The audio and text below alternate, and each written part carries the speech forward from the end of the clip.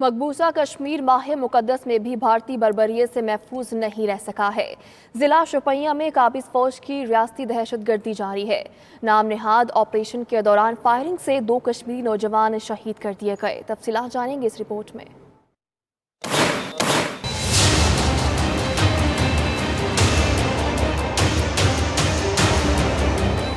حرمت کے مہینے میں بھی بھارتی مظالم تھم نہ سکے۔ مقبوضہ کشمیر میں بھارتی فوج کی ریاستی دہشت گردی جاری ہے۔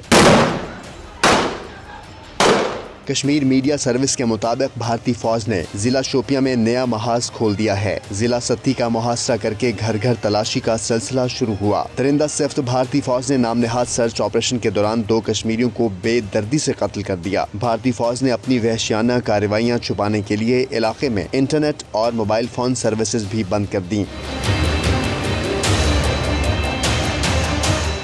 بھارتی فوج کی بربریت کے خلاف کشمیری سڑکوں پر نکل آئے۔ اس دوران بھارتی فوج نے نہتے مظاہرین پر طاقت کا بے دریغ استعمال کیا۔ مظاہرین پر پیلٹ گن سے فائرنگ اور آنسو گیس کی شیلنگ کی گئی۔ پیلٹ کے چھرے لگنے سے متعدد کشمیری زخمی بھی ہوئے۔ حریت رہنماؤں نے بھارتی فوج کی وحشیانہ کارروائیوں کی شدید الفاظ میں مذمت کرتے ہوئے کہا، ظلم و جبر سے کشمیریوں کی آواز کو دبایا نہیں جا سکتا۔